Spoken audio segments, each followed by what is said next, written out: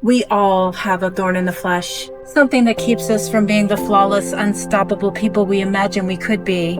Maybe it's an old wound, a struggle with depression, a fear of never measuring up. Maybe it's something in our bodies that just won't heal. Sometimes we blame ourselves for it. Sometimes we blame others.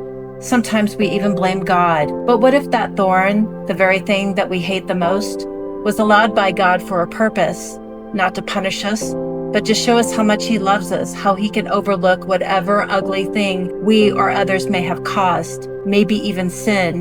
Through that thorn, we learn to depend on His grace instead of our own strength. Even the Apostle Paul had a thorn in the flesh.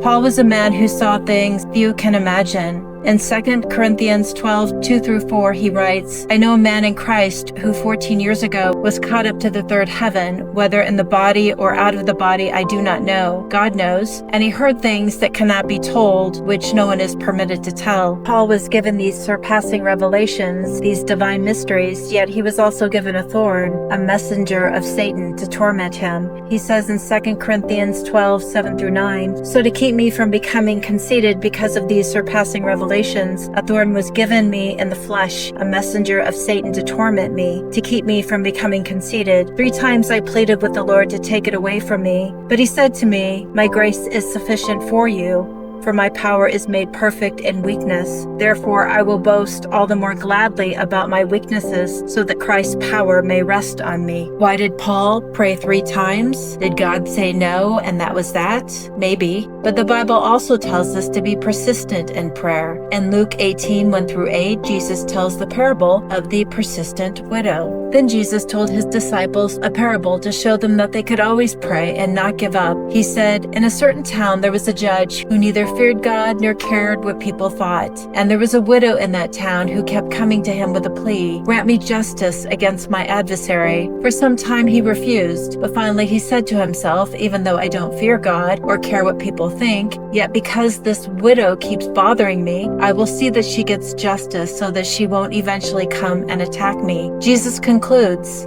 and will not God bring about justice for his chosen ones who cry out to him day and night? Will he keep putting them off? I tell you, he will see that they get justice, and quickly. So what does that mean for us?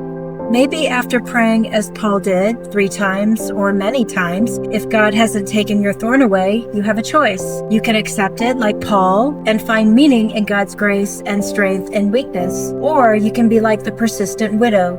Keep asking, keep believing God hears you and will act in his timing. And that's okay. Both are valid ways to walk with God. And God welcomes our persistent prayers. We see this in Abraham bargaining for Sodom in Genesis 18, 22-33, asking God to spare the city for the sake of the righteous. We see it in Moses pleading for Israel in Exodus 32, 11-14. At no point does God get angry with them for asking. God's love doesn't depend on us being perfect or pain-free. It is present in the thorn, the waiting, and the weakness, and it is there that his power shines the brightest.